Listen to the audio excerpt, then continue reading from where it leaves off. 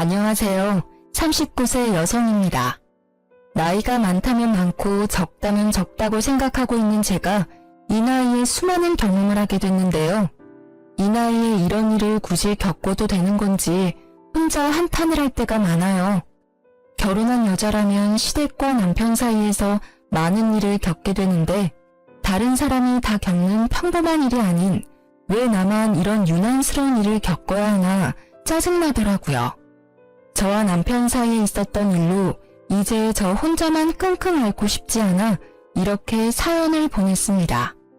우리 남편과 시댁이 얼마나 유별난 사람인지 한번 들어보실래요? 저는 친정엄마와 단둘이 살다가 1살 많은 남편과 결혼했어요.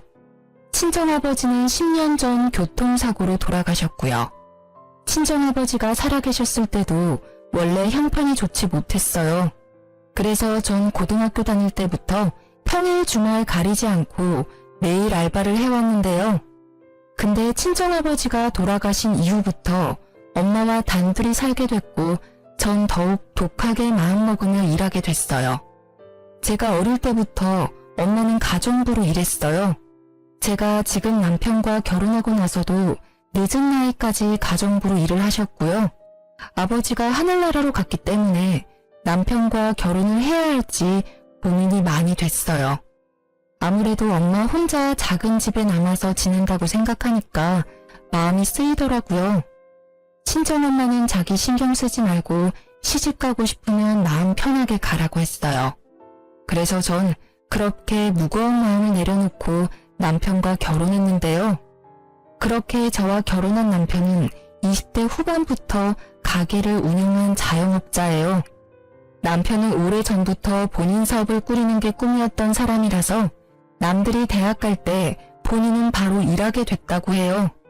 열심히 여기저기 가게에서 알바를 하다가 남들은 몇 번 망한 뒤 성공한다고 하는 사업을 남편은 운이 좋게도 첫 가게가 바로 성공하여 가게 3개까지 늘릴 수 있었어요. 그런 남편의 가족은 시어머님, 시누이가 전부예요. 시아버님은 암으로 돌아간 지 몇 년 되셨어요. 그래서 남편이 시어머님과 아가씨를 책임지고 있었고요. 저와 결혼하기 전까지만 해도 남편의 가게 수입은 나쁜 편은 아니었다고 해요. 근데 자세한 내막을 살펴보니 꼭 그렇지만은 않았어요. 남편이 저와 결혼하기 전 가게 운영이 바짝 잘 되는 것 같아서 매장을 늘린 거였는데 저와 결혼할 무렵부터 가게의 사정이 좋지 않았다네요. 그래서 남편과 결혼 준비하면서 엄청 싸웠어요. 당신 나한테 결혼하자고 프로포즈할 때 돈 많이 모아놨다고 결혼 걱정하지 말라고 했었잖아. 그거 다 거짓말이었어? 요즘 가게 사정 안 좋다며. 가게 사정 안 좋은 거 어떻게 알았어? 엄마가 그래? 아니면 내 동생이? 누가 얘기했는지가 중요해? 어제 당신 보려고 가게 갔는데 없어서 매장 매니저한테 물어봤더니 당신 친구 만나러 잠깐 나갔다고 말하면서 요즘 가게 사정 안 좋은데 사장인 당신은 매장 도울 생각 전혀 안 한다더라. 가게 지금 적자라며. 대출금도 매달 나가는데 당신은 오히려 대출금 내야 할 돈으로 매일 탱자탱자 놀고 있다며. 난 당신이 매장 운영 잘 되는 편이고 그래서 매장 3개까지 늘렸다고 하길래 수입이 안정적인 줄 알았더니만 그거 다 허풍이었네. 매니저 말로는 이 상태 계속 유지되면 조만간 폐업도 생각해야 한다고 하던데 맞아? 이 자식은 할 말 못할 말 구분 못하고. 걔 말이 맞아. 요즘 가게 사정 안 좋고 당신한테 미리 말 못해서 미안하고. 아직 가게 대출금도 아직 다 못 갚았어. 원래 매장 운영 잘 되던 편이라서 내가 굳이 신경 안 써도 됐었어. 다만 최근 몇 달 동안만 가게 매출이 좀 안 좋았던 것 뿐이야. 그동안 장사가 잘 된 편인데 대출금 다 못 갚은 게 말이 안 되잖아. 당신 대출금도 다 못 갚은 수준이면 돈도 많이 못 모았겠네? 그래놓고 왜 나한테 결혼하자고 한 거야? 당연히 너 좋아하니까 결혼하자고 한 거지. 자기야, 우리가 고작 몇 달 짧게 만난 사이도 아니고 이런 일로 헤어지거나 하지 말자. 내가 가게 대출금만 있을 뿐이지 사채 빚이 있거나 한 게 아니잖아. 그러니까 이런 일로 서로 마음 상해하지 말자. 이때 남편한테 숨기지 말고 모든 걸 다 오픈하라고 말했습니다.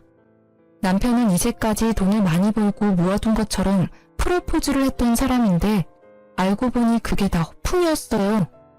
남편이 저와 결혼하자고 말했을 때 전 감추지 않고 솔직하게 말했었어요.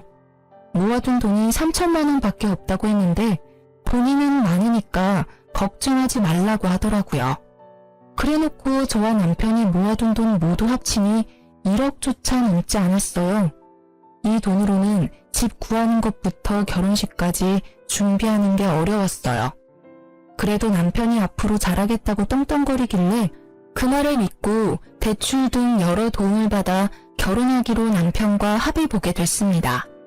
근데 시어머님은 그런 제가 마음에 들지 않았나 봐요. 결혼 허락을 구하러 갔을 때부터 우리 결혼은 물론 저의 사정을 듣고 또 식은 표정으로 항상 절 바라보셨어요. 부모님은 무슨 일 하시니? 엄마는 가정부로 일하시고 아버지는 오래전에 교통사고로 돌아가셨어요. 그래서 가족은 엄마와 저 둘뿐입니다. 돌아가시기 전에 아버지가 어머니나 너 앞으로 남기고 간 유산 같은 건 전혀 없고 사망보험금이라든지. 네? 없는데요. 그런 건 왜 물으세요? 너희 둘이 결혼한다고 이렇게 내 앞에 떡하니 앉아있는데 너희들 결혼할 때 쓸 비용부터 너 친정집 사정까지 모두 내가 알고 있는 게 맞다. 그럼 어머님이 너희 결혼할 때 도와줄 돈도 하나도 없겠네? 그러면서 그 푼돈으로 결혼하겠다고 하는 거야? 무슨 생각으로? 요즘 결혼이 애들 장난도 아니고 전셋집만 구해도 1억이 훌쩍 넘어가는데 그 1억도 안 되는 돈으로 어떻게 집을 구하고 결혼식을 올리겠다고 하는 거야? 난 너 생각을 모르겠다. 너한테 결혼하자고 말한 내 아들도 아들이지만 그걸 또 받아준 너가 참 이해가 안 간다. 누가 처음부터 모두 다 갖춰서 하겠어요. 다들 처음엔 부족하게 시작하지만 살면서 하나하나 채워가는 거라고 하잖아요. 말은 그렇게 해도 결혼하고 나면 꼭 그렇지도 않다. 다들 왜 부잣집 애인 만나서 결혼하려고 애를 쓰겠니? 처음부터 제대로 자리 잡고 시작해야 나중에도 잘 되는 법이다. 난 내 아들이 착하고 성실한 예비 며느리 데리고 온다고 하길래 기대했더니만 모아둔 돈이 고작 3천밖에 없다고 했지? 고작 3천밖에 안 모아놨으니 당연히 그런 소리가 자연스럽게 나오지. 우리 아들 어디에 내놔도 하나 빠지는 구석 없는 놈이다. 지금까지 선생님, 공무원 등 직업 좋고 돈도 많은 집안에서 선보자고 난리였는데 그때 선딸이 나가게 할 걸 엄청 후회하는 중이야. 아, 그래요? 제가 그렇게 마음에 안 드세요? 지금 와서 그런 소리 해봤자 무슨 소용이니? 내가 그런 마음을 갖고 있었다는 거야. 돈 많은 처갓집에 장가가서 호강 누리면서 살길 바랬는데 그게 안 되니까 아쉬워서 그렇지 뭐. 나도 너희 친정처럼 도와줄 능력 안 되니까 그 얼마 안 되는 푼돈으로 니들 알아서 결혼 준비 잘 해봐라. 얼마나 잘할지 모르겠지만. 결혼 전부터 면전에 대고 제가 마음에 들지 않는다는 표현을 아끼지 않고 팍팍 하시더라고요. 사람이 바로 앞에 있는데도 이렇게 싫은 티를 많이 내시는데 결혼하고 나면 얼마나 못되게 굴까 걱정됐어요. 본인 아들만 최고라고 생각하는 어머님 때문에 속이 정말 많이 시끄러웠습니다. 돈 많고 직업 좋은 여자가 남편을 왜 만나겠어요? 그만큼 능력되는 남자를 만나겠죠. 제가 떵떵거릴 만한 직업을 갖고 있지 않고 돈도 많이 모아두지 않은 것도 사실입니다. 그렇지만 남편도 마찬가지로 저한테 허세만 떨었지 모아둔 돈 별로 없고 오히려 대출까지 다 못 갚은 상태라 차라리 빚 없는 제가 훨씬 괜찮다 생각했어요. 아무리 못난 사람이라도 자기 자식이 제일 잘나고 최고인 법인지 자기 아들 못난 건 생각 못하고 제가 부족한 것만 쏙쏙 골라서 보시더라고요. 제 앞에서만 본인 마음을 티낼 줄 알았는데 우리 친정엄마 앞에서까지 그럴 줄은 몰랐어요. 그래서 제가 많이 곤란하고 힘들었는데요. 상견례 자리에서 어머님의 행동은 정말 가관이었고 어른이 맞나 싶더라고요. 다돈, 애들이 결혼하고 나면 다돈이랑 제가 살면서 만나는 일이 얼마나 많겠습니까? 1년에 한 번조차 보지 못하는 사이가 바로 사돈지간 아니겠습니까? 이렇게 상견례와 결혼식 때나 보지 앞으로 사돈이랑 이렇게 마주보고 앉아 얘기할 일이 많지 않을 것 같으니 오늘 솔직하게 다 말할게요. 사실 저 이 결혼 마음에 안 듭니다. 다들 부족하게 시작한다고는 하지만 너무 부족하게 한다고 생각해요. 제 아들이 가게 운영하는 사람이라서 며느리 될 사람은 안정적이고 연봉 센 사람이었으면 했는데 사돈 딸내미는 처음 들어보는 작은 회사에서 근무하고 이제까지 모아둔 돈도 별로 없잖아요. 사돈은 우리 아들 어떻게 생각할지는 모르겠지만 전 사돈 딸내미 썩 내키지 않습니다. 사돈 마음 충분히 이해가 합니다. 자식 가진 부모 입장에선 충분히 그런 마음 들 수밖에 없죠. 그렇지만 애들이 좋아서 하는 결혼인데 어른이 중간에서 이래라 저래라 말하는 건 결혼 앞두고 있는 애들 마음만 싱숭생숭하게 만드는 일 같아요. 아직 배울 게 많은 우리 딸 며느리로서 부족하지 않게 잘하라고 잘 말해둘 테니까 너그럽게 봐주세요. 그리고 미리 애들한테 줬어야 하는데 어쩌다 보니 이런 자리에서 주게 됐네요. 이 돈 애들 집 구할 때 보태라고 따로 준비해둔 돈입니다. 돈 준비하는데 시간이 좀 걸려서 이 자리에서 주게 되네요. 엄마, 이 돈 어디서 났어?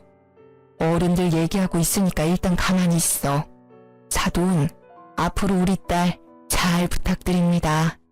우리 딸이 사돈 아드님에 비해 부족하다고 느끼시겠지만 그래도 저의 소중한 딸아이입니다. 우리 딸 앞으로 잘 부탁해요.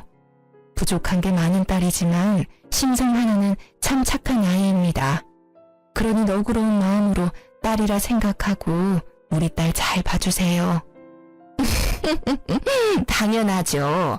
요즘 시대의 고부 사이는 엄마와 딸 같은 사이라는 말이 있잖아요. 사돈 딸을 제 딸이라 생각하면서 잘 데리고 있겠습니다. 친정엄마가 갑자기 2억이란 큰 돈을 저에게 주셨습니다. 집 구할 때 쓰라고 마련한 돈이래요. 사전에 말도 없이 2억이란 큰 돈을 딱 준비한 친정엄마를 보고 놀랬습니다. 이렇게 큰 돈을 마련할 수 있는 형편이 아니라는 건 누구보다 제가 잘 알기에 2억이란 큰 돈을 꺼낸 엄마 보고 놀랬어요. 엄마는 2억을 우리 부부에게 주는 순간 시어머니의 표정이 180도 달라졌어요. 돈 꺼내기 전까지만 해도 우리 친정엄마와 나를 위아래로 훑으며 보던 사람이 돈이 앞에 있으니 갑자기 온화한 표정을 짓더라고요. 돈 앞에 장사 없다더니 어머님을 보니 그 말이 딱 떠오르던데요. 이렇게 가시적인 사람 실제로 보니까 소름 돋는다는 말밖에 나오지 않아요. 그렇게 친정엄마 덕분에 서울에 있는 빌라 하나를 구할 수 있었지만 남은 결혼식부터 신혼여행까지 여유롭게 준비하지 못했어요. 그래서 결혼식과 스드메는 최대한 가성비 좋게 준비했고 신혼여행도 해외가 아닌 제주도로 선택했어요. 집 구하고 신혼여행까지 다녀온 다음 시어머님께 인사를 드리기 위해 갔더니 어머님 행동이 상견례와 결혼식 때 모습이랑은 너무 달랐었어요. 애초에 시어머님은 반반 결혼을 한 것 자체만으로 마음에 들지 않았지만 저희 친정엄마가 2억을 우리에게 준 건 매우 좋으셨나 봐요. 앞에서는 고맙다고 말씀하셨지만 막상 그 2억 돈으로 집 구할 때 공동 명의로 하지 않고 내 명의로 하니 그게 고가우셨나 봐요. 미자 너 그렇게 안 받는데 참 여우구나. 너 친정엄마가 주신 2억으로 집 구할 때 너 명의로 구입했다며. 두 사람 앞으로 평생 같이 살기 위해 결혼했으면 집도 공동 명의로 했어야지. 왜 내 아들 이름만 쏙 빼서 계약했니? 저희 친정엄마가 주신 돈이니까 당연히 그렇게 하는 게 맞다고 생각했어요. 그리고 어머님 말씀대로 이제 이 사람이랑 평생 같이 살 건데 집 명의가 누구 이름으로 되어 있든 그게 무슨 상관이에요. 엄마, 미자 말이 맞아. 집 명의 그게 뭐가 중요해. 이제 앞으로 계속 같이 살 건데. 그리고 그 집 구할 수 있던 것도 장모님이 2억 보태줘서 구할 수 있던 거잖아. 서울에서 그런 집 어떻게 구할 수 있겠어? 그러니까 엄마, 너무 명예에 집착하지 마. 이 멍청아, 너가 이렇게 나오니까 문제야. 너희 둘이 평생 함께 한다고 해도 사람 이름 모르는 거야. 만약 둘이 싸우고 쫓겨나면 그땐 어쩔 건데? 지금이라도 공동 명의로 바꿔. 아무리 부부라고 해도 그런 건 확실히 해야 하는 거야. 지금이라도 공동명의로 바꾸라는 말도 안 되는 말을 시전하는 시어머님 때문에 고구마 100개를 연속으로 먹은 듯한 답답함을 느꼈습니다. 다행히 남편이 중간에서 그런 소리 계속할 거면 지금 집에 갈 거라며 저를 데리고 급히 나가준 덕분에 그 당시 안심할 수 있었고 남편을 믿을 수 있었어요. 결혼 전에는 믿음직스럽지 못했던 남편이 집 명의일로 저한테 믿음을 줬는데 그런 남편한테 배신감을 느낀 적이 있는데요. 결혼하고 나서도 여전히 가게 매출이 아슬아슬했어요. 그래도 우리가 생활하는 데 있어서 빠듯한 수준까지는 아니었는데요. 그러던 어느 순간부터 남편이 가지고 오는 매달 생활비가 점점 부족해지기 시작했어요.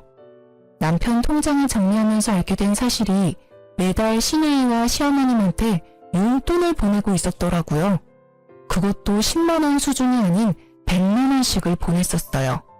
그걸 보는데 어찌나 황당하던지 남편이 매달 돈을 줘야 하는 날만 되면 대출금 갚아야 한다고 돈 없다 말했어요. 그렇게 내가 번 월급 200만 원으로 빠듯하게 생활을 해야만 했어요. 먹고 싶은 거 못 먹고 하고 싶은 거 하지 못하며 힘들게 살고 있는데 시어머님한테 매달 용돈 주고 있는 게 엄청 서운하더라고요. 제일 서운했던 건 우리 친정엄마한테 용돈 한 번 준 적이 없다는 거였어요. 우리 친정엄마는 우리 집 구할 때 보태라고 2억 준 것도 모자라서 남편 생일마다 상다리 부러질 정도로 맛있는 밥 만들어 먹이는데 그런 남편은 우리 엄마한테 받을 줄만 알지 자주 얼굴을 비추지도 않았어요. 내가 같이 가자고 해야 가지 먼저 가자는 말 꺼낸 적도 없었고요. 그래서 이 일로 크게 싸우게 됐습니다.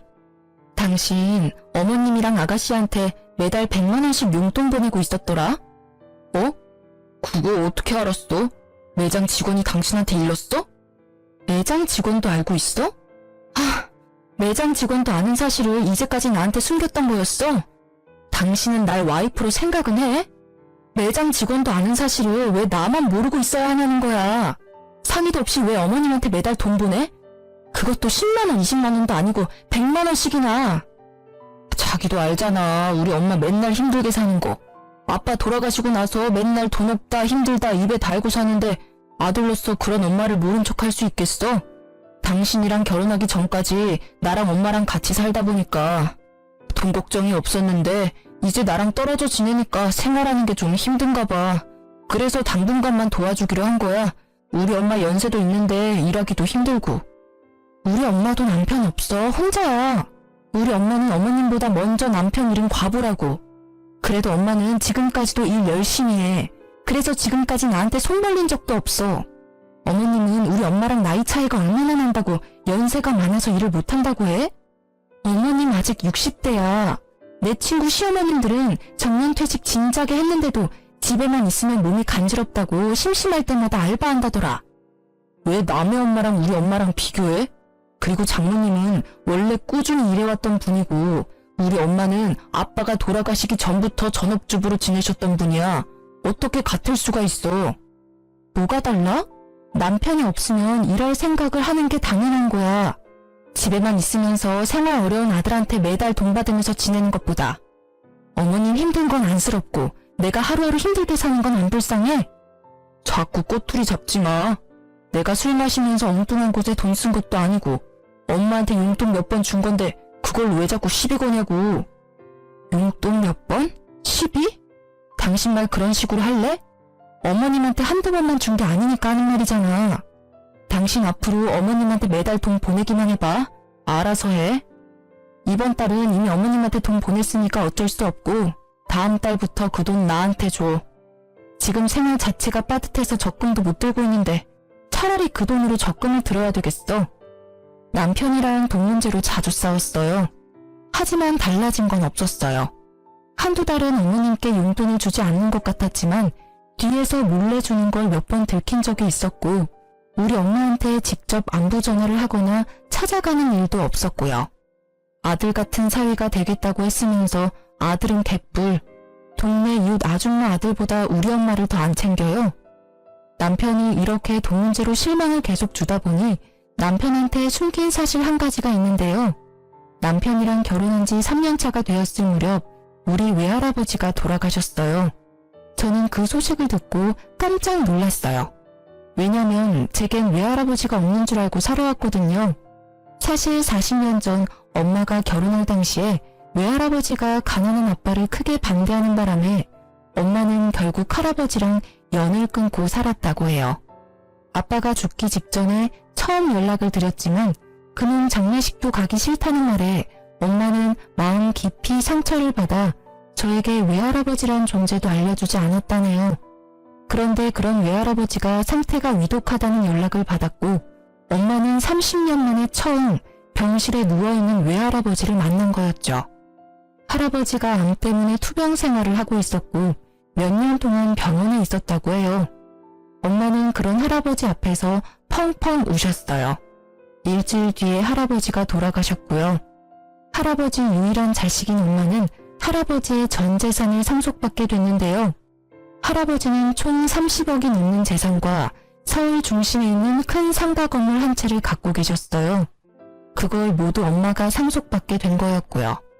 한순간에 많은 돈을 얻게 된 엄마는 그런 저에게 이 사실을 바로 알렸고 엄마와 마찬가지로 저도 굉장히 놀랐어요. 처음 본 외할아버지가 일주일 만에 돌아가신 건 안타까웠지만 매일 혼자 살면서 힘들게 가정부 일을 하고 있는 엄마가 안쓰러웠는데 이제 돈 때문에 허덕이지 않아도 되는구나. 이기적일 수 있지만 제겐 다행이라고 생각했어요. 이 사실을 남편에게 알려야 하나 고민이 많았지만 전 알리지 않기로 했어요. 제가 맨날 돈 문제로 고민하는 걸 아는 친정엄마도 굳이 알리지 말라고 했고요. 사실 엄마도 남편과 시어머님을 굉장히 괘씸하게 보고 있거든요.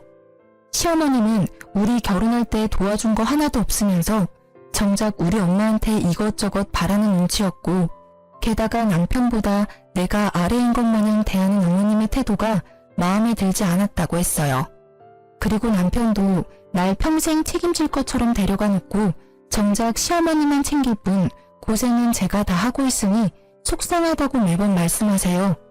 그런데 어느 날 오랜만에 본 엄마의 낯빛이 유독 어둡고 요즘 몸에 기력이 없다고 하셔서 대학병원에 데려가 종합검진을 받게 해드렸는데요. 의사 말로는 신장 기능이 너무 떨어져 있어서 당장 혈액투석을 준비하자고 말씀하셨어요. 엄마가 외가 쪽 대대로 신장이 좋지 않다는 건 알고 있었는데 이렇게 빨리 안 좋아질 줄은 전혀 몰랐다며 저도 그렇고 엄마도 너무 속상해하셨어요. 친정엄마가 아프다고 하는데도 남편은 여전히 친정엄마 보러 갈 생각을 안 하더라고요. 그런 남편을 볼 때마다 얼마나 정이 떨어지던지. 친정엄마가 아프다는 소식을 들은 저는 일을 그만두고 간병인 대신 보필하게 됐어요. 남한테 엄마를 맡기는 건 너무 불안하더라고요. 그리고 제 마음도 좋지 않고요. 그래서 제가 매일매일 엄마 옆에 있기로 했는데 남편은 그게 마음에 들지 않는 모양이에요. 매달 돈을 벌어오던 내가 엄마 옆에서 간병을 한다고 하니까 그게 싫었던 것 같아요. 그래도 남편은 반대하진 않았어요. 놀려고 일을 그만둔 게 아니고 친정엄마가 아파서 그만둔 거라 이 상황에서 나한테 따지고 들면 본인이 나쁜 사람이 된다는 걸 알기 때문이에요. 그리고 지난번에 본인이 엄마한테 매달 용돈 드린 걸 들킨 전적이 있기 때문에 저한테 일 그만두는 걸로 트집을 잡지 않더라고요. 엄마가 아픈 이후로 할아버지가 주신 건물 관리를 못하고 있어요. 병원에 있는 시간이 많고 그럴 기력도 없기 때문에 평일엔 엄마 간병, 매주 주말마다 건물과 집을 관리해주기로 했는데요. 근데 남편이 그런 제가 의심스러웠나 봐요.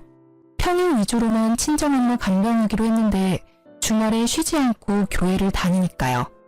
그래서 남편은 주말 하루 가게로 가지 않고 절 미행했나 봐요. 제가 매주 친정엄마 건물로 출근 도장을 찍으니 남편이 1층에 카페를 운영하고 있는 임차인에게 저에 대해서 물어봤다고 하는데요. 이자씨, 잠깐만 얘기 좀 할래요? 안녕하세요. 지금 가게 한창 바쁠 시간 아니에요? 이자씨한테 꼭 말해줄 게 있어서요. 그래서 직원한테 잠깐 양해 구하고 나왔어요. 다름이 아니라 며칠 전에 어떤 남자가 이자씨에 대해 물어보고 가더라고요.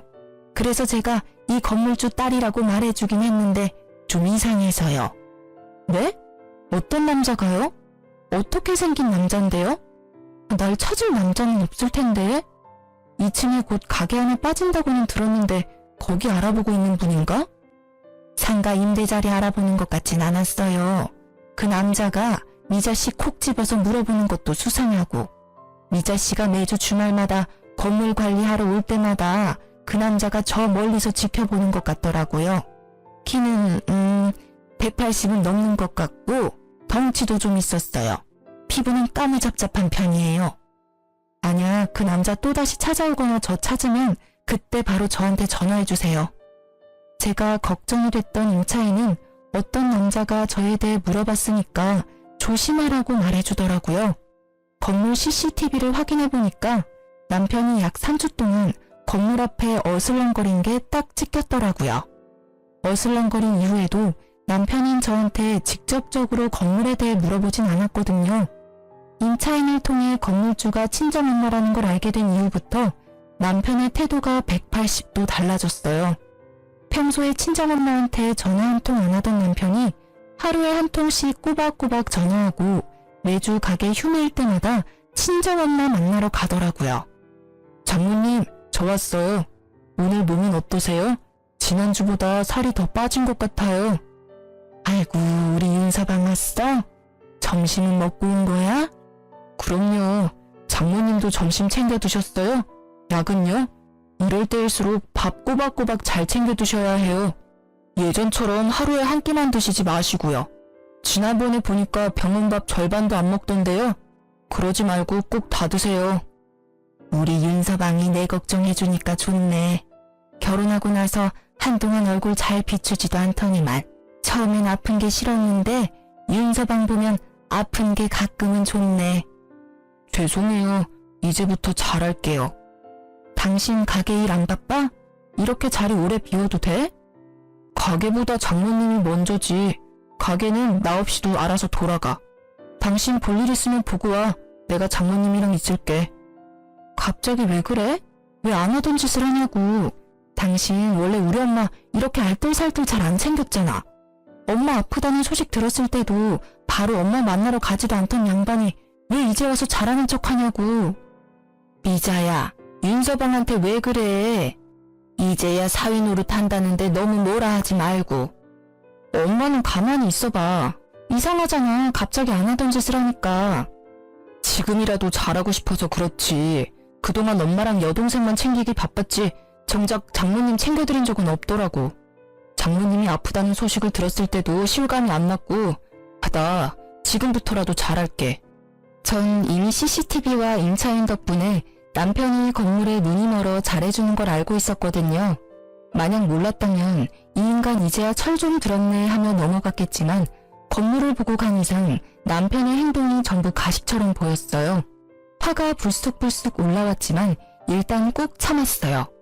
그렇게 한동안 모른 척하고 있었는데 남편이 갑자기 건물에 대해 물어보더라고요. 너무 궁금했는지 이제 더 이상 숨기지 않던데요.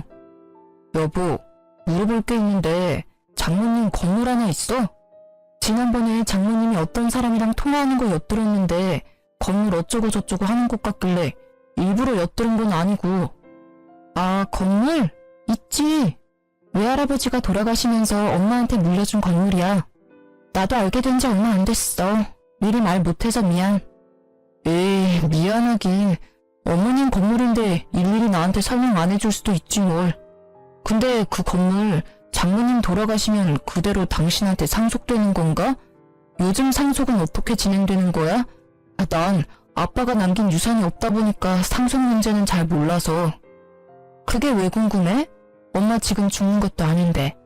당신 좀 웃긴다. 그걸 왜 당신이 궁금해해? 상속 문제는 한참 뒤의 일이니까 말도 꺼내지 마. 우리 엄마 죽을 날짜 받아놓은 사람 같잖아. 아, 미안해. 내가 생각이 짧았다. 그냥 난 궁금한 마음에 물어본 거야. 나쁜 의도는 없었어. 그래도 그런 건 미리 알고 있는 게 좋잖아. 요즘 100세 시대라고 해도 질병으로 죽는 사람이 예전보다 더 많아졌다고 하길래. 외할아버지도 신장 안 좋아서 돌아가셨다고 하니까. 그건 내가 알아서 할 문제니까 당신이 나서지 마. 엄마 아픈 것 때문에 속상해 죽겠는데 왜 죽는 얘기를 꺼내고 그래? 당신 우리 엄마 건강보다 건물이 중요한 거야? 아니야. 나도 장모님 충분히 걱정돼. 이제 건물 얘기 그만 꺼낼게. 내가 괜히 소홀된 것 같고 그렇네. 남편은 뻔뻔하게 우연히 건물에 대해 알게 됐다고 거짓말을 하더라고요. 그래서 저도 일부러 말을 아꼈어요. 근데 남편은 우리 엄마 건강보다 건물이 중요한지 건물 상속 문제에 대해서 묻기 시작하더라고요. 마치 엄마가 죽은 날짜 받아놓은 사람처럼 말이에요. 울컥한 저는 남편한테 언성을 높였는데 남편은 바로 미안하다고 사과를 하더군요. 옛날 같으면 내가 이렇게 화를 낼 때 남편도 같이 맞대응하는 편이었어요. 근데 지금은 절대 그렇지 않아요. 내가 화내면 바로 수긍하고 미안하다고 바로 사과를 하더라고요. 최대한 제 신경을 건들지 않으려고 참는 것 같았어요. 그런 남편을 볼 때마다 원래 이렇게 개선적인 사람이었나 배신감이 들더라고요. 그러던 어느 날 남편이 먼저 잠든 밤이었어요. 한동안 마음이 편치 않아 잠을 깊이 못 잤어요. 엄마 걱정 때문에 마음 편치 않는데 남편이 자꾸 옆에서 짜증나게 하다 보니 예민해져서 불면증이 찾아왔었거든요. 남편이 먼저 잠들고 전 누워서 뒤척이고 있는데 갑자기 남편 핸드폰 문자 알림 진동이 울렸어요. 이 늦은 새벽에 남편한테 연락할 사람이 없다는 걸 알고 있기 때문에 어떤 사람이 이 늦은 시간에 연락했는지 궁금했어요. 원래 남편 핸드폰을 보거나 하지 않는 편인데 왠지 이날따라 꼭 보고 싶더라고요. 그렇게 남편 핸드폰을 확인했는데 충격적인 문자 내용을 확인하게 됐어요. 그건 바로 시어머님과 남편이 나눈 문자 내용인데요. 엄마, 미자한테 건물 장모님 거 맞냐고 물어봤는데 맞다고 인정하네. 다행이야. 건물이 10층을 훌쩍 넘는 건물이던데 부동산에 물어보니까 그 건물 엄청 비싸. 잘 됐다. 처음에 미자랑 너랑 결혼한다고 했을 때 얼마나 싫었는 줄 알아? 없는 집안에 태어난 계집애랑 결혼한다고 해서 걱정이 많았는데 너랑 미자 결혼 안 시켰으면 큰일 날 뻔했다. 장모님 언제 돌아가실까? 하루라도 빨리 죽어야 미자가 건물 상속 빨리 받지. 건물 상속 받으면 1층에 있는 가게 하나 내보내고 그 자리에 내 가게 하나 차려야겠다. 지금 2호점 가게 월세 너무 비싸거든. 마누라 복 없는 줄 알았는데 이게 웬 떡이야? 그러게 말이다. 나도 며느리 복 없는 줄 알고 머리 아팠는데 그게 아니었어. 아들, 미자가 상속받으면 우리 집도 고급 빌라로 이사가게 부탁 좀 해봐. 지금 살고 있는 집 너무 오래돼서 인테리어 공사라도 해야 하나 걱정했는데 나중에 너가 대신 물어봐줘. 그리고 미자 신경 건드리지 말고 장모님한테 잘해. 그래야 나중에 콩고물 하나라도 더 떨어지지. 그리고 사돈은 아프다면서 명줄이 왜 이렇게 길어? 죽을 거면 하루라도 빨리 죽지. 에휴. 엄마, 걱정하지 마. 그 건물 미자가 상속받는다고 해도 그 건물 내 건물이나 마찬가지라 엄마가 하고 싶은 거 마음껏 해도 돼. 그러니까 돈 펑펑 쓸 준비나 하고 있어. 외가 쪽에 유전적으로 신장이 안 좋다네. 미자도 장모님 닮았으면 오래 살 팔자는 아닐 거야. 그럼 그 건물 당연히 나한테 넘어오겠지? 너무 좋다. 문자 내용이 너무 충격적이라 숨이 턱턱 막혔어요. 옆에서 자고 있는 남편을 보는데 뺨 한 대 올려붙이고 싶었거든요. 겨우 참고 남편과 시어머님이 나눈 문자 내용을 모두 사진으로 남겨놨어요. 나중에 딴말 못하게 하려고요. 이날 잠 한숨도 못 자고 밖에서 많은 고민을 했습니다. 이 남자랑 평생 살 수 없겠다는 결론이 나왔고 전 남편과 이혼하기로 결정했어요. 바로 이혼 통보를 하지 않고 남편한테 제대로 복수한 다음 이혼하고 싶었어요. 그래서 어떻게 남편을 골탕 먹일 수 있을까 고민하고 있던 때 남편이 운영 중인 가게 매출이 점점 안 좋아지기 시작했어요. 결혼 초반 때 위기를 잘 견딘 것 같더니만 다시 매출이 안 좋아지기 시작하더라고요. 매출이 반토막난 이유가 남편 가게 근처에 엄청 유명한 고깃집이 생겼기 때문인데요. 그 고깃집이 다른 지역에서 줄 서서 먹을 정도로 유명한 맛집이래요. SNS에서 엄청 난리라고 들었고요. 그 가게가 2호점을 냈는데 하필 남편 가게 근처에 오픈을 하게 됐더라고요. 남편은 동네 단골 장사로 운영되고 있던 고깃집이라서 금방 망할 위기에 놓였어요. 남편은 이겨낼 수 있다고 자신있게 말하더니 아무리 홍보를 열심히 해도 반토막이 난 매출이 다시 오르진 않더라고요. 맨날 적자만 나니까 그걸 충당할 돈이 없고 직원들 월급 밀릴 위기까지 처해지자 폐업하기로 결정했어요. 보통 폐업을 하면 근심 걱정이 많은 얼굴로 다녀야 하는데 오히려 남편은 콧노래를 부르며 좋아하더라고요. 그래서 왜 이렇게 기분이 좋냐고 물어봤는데요. 당신 폐업한 사람 맞아? 요즘 콧노래 자주 부르는 것 같아. 당신 그 가게 오래 운영했잖아. 그만큼 애정이 많았던 거 아니었어? 폐업해서 기분 안 좋을 줄 알았는데. 에이, 안 될 것 같으면 이렇게 단칼에 정리할 줄도 알아야 해. 그리고 당신 나중에 건물 물려받을 거니까 내가 힘들게 돈 벌지 않아도 되잖아. 나도 이제 쉴 때가 됐지. 이제 마누라 덕 좀 보고 살아보자. 룰루랄라 노래를 부르면서 백수로 지내고 있는 남편을 보니 아주 미치고 팔짝 뛰겠더라고요. 이젠 대놓고 건물을 탐내는 남편 때문에 더 이상 이혼을 늦추면 안 되겠다 싶더라고요. 그래서 전 본격적으로 남편에게 복수를 하기로 결심했는데요. 여보, 며칠 전에 엄마한테 건물 어떻게 할 거냐고 물어봤는데 나한테 최대한 빨리 줄 거라고 하네. 뭐? 정말? 우리 장모님 통 크시네. 역시 장모님은 쿨하고 아주 멋진 사람이야. 당신도 장모님 본받아. 근데 조건 하나가 있어. 너네 엄마랑 연 끊고 살면 증여해준다네? 그렇게 할 수 있어? 그렇게 안 하면 엄마 죽을 때까지 그 건물 안 주겠대. 죽고 나서도 건물 안 줄 수도 있고. 자식이라고 해서 무조건 그 건물 받을 수 있다고 생각하는 건 아니지? 그 건물주인 엄마가 나한테 상속 안 한다고 하면 못 받는 거야. 그러니까 그 건물 하루라도 빨리 받고 싶으면 지금 당장 너네 엄마랑 연 끊고 살래? 엄마랑 안 보고 살라고? 그게 말이 돼? 다른 조건도 아니고 엄마랑 연을 끊고 살라니. 어떻게 부모 자식이 안 보고 살아? 그럼 건물 없던 걸로 해야지. 어쩔 수 없네. 엄마한테 말할게. 우리 그 건물 필요 없을 것 같다고. 아니, 잠시만. 나한테 시간을 줘. 알겠다. 내가 엄마 안 보고 살게. 그럼 그 건물 당신한테 가는 거 맞지? 그럼 녹음기에 대고 말해. 뭐? 그렇게까지 꼭 해야 돼? 내가 약속 지킬게. 뭘 굳이 녹음기에 녹음까지 하려고 해. 당신이 나중에 딴 말 할 수도 있는 거잖아. 구두 약속이라고 생각하고 녹음기에 말해. 남편은 녹음까지 하는 건 오버라고 난리를 쳤지만 전 끝까지 녹음해야 한다고 강력하게 말했어요. 싫으면 건물 포기하라고 말했더니 결국 녹음을 직접 하더라고요. 시댁과 연을 끊고 살기로 약속을 받아냈어요. 명절, 제사, 생신 모두 챙기지 않기로 했으며 매달 시어머님께 준 용돈도 바로 끊기로 약속했어요. 그리고 5년 동안 절대 시댁에 발걸음하지 않겠다는 약속도 받아낸 상태였는데요. 전 그날이 녹음된 녹음기를 들고 친정엄마한테 다녀오겠다고 했어요.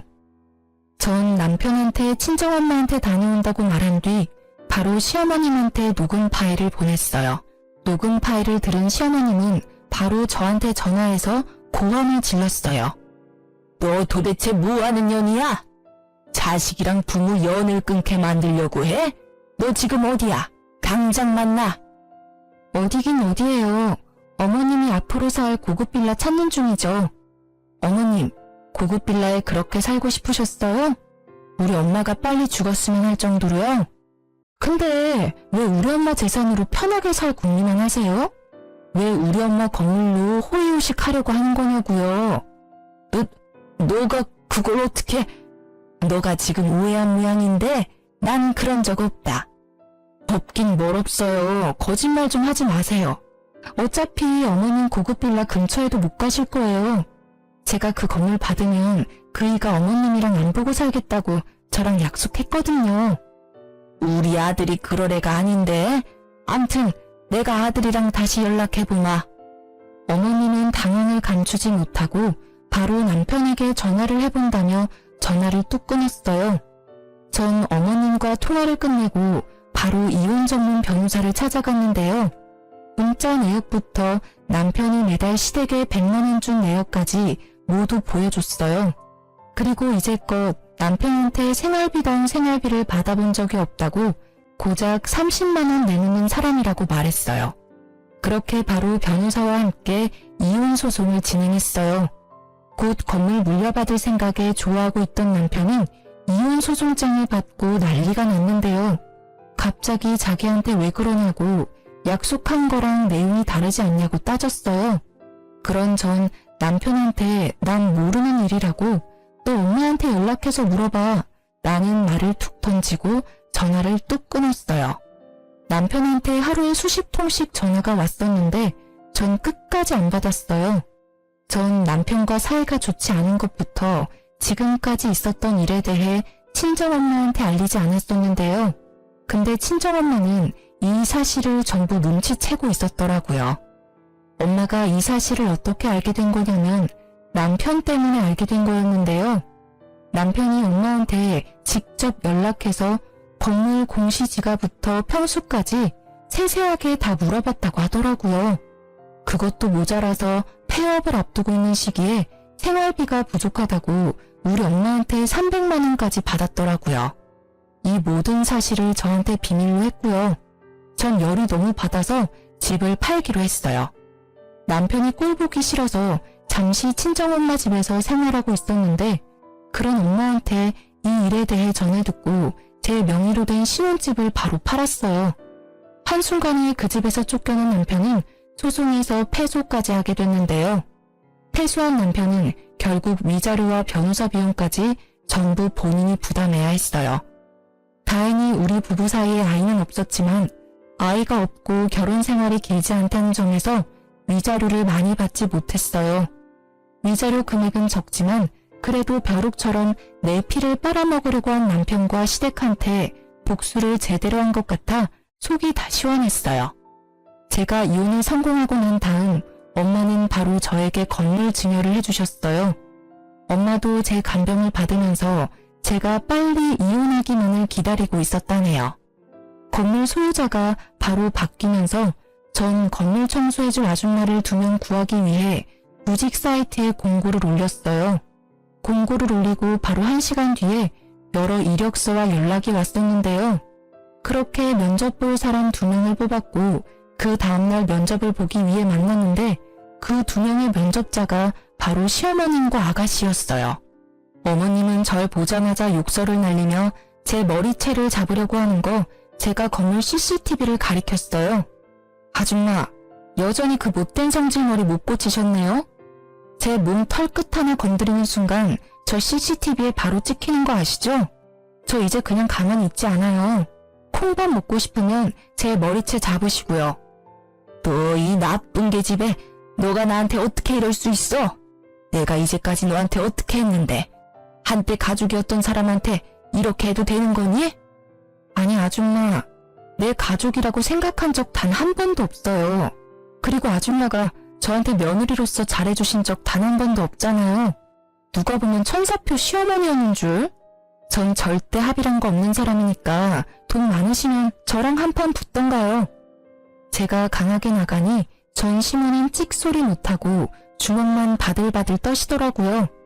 알고 보니 전 시모 집이 팔렸다고 해요. 20평대 노후된 집이 유일한 재산이었거든요. 전 남편이 그 집 담보로 투자를 했다고 해요. 저와 이혼한 후 위자료를 내야 하고 건물까지 가지고 있는 저를 많이 부러워했다고 하네요. 그래서 본인도 건물주가 돼보겠다고 엄마한테 엄청 어필했다고 합니다. 전 남편 말에 넘어간 어머님은 집 담보로 대출을 한 모양이에요.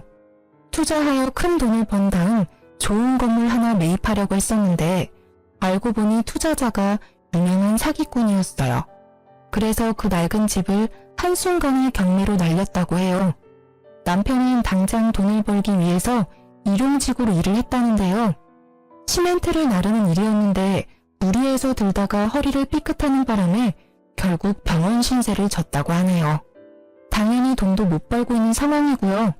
그래서 전 남편 대신해서 전 신우와 신우가 돈을 벌기 위해서 건물 청소 면접을 보려고 이렇게 찾아왔던 거였고요.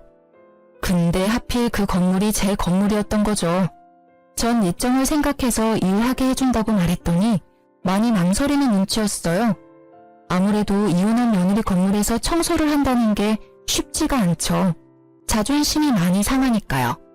망설이길래 시급 많이 올려준다고 하니 바로 하겠다며 고맙다고 하더라고요. 다음 날부터 두 사람은 청소 일을 하게 됐어요. 나름 고층이라서 청소할 구석이 많았어요. 유리창부터 복도, 계단 등 구석구석 닦으라고 말했더니 손때 하나 없이 전부 닦더라고요.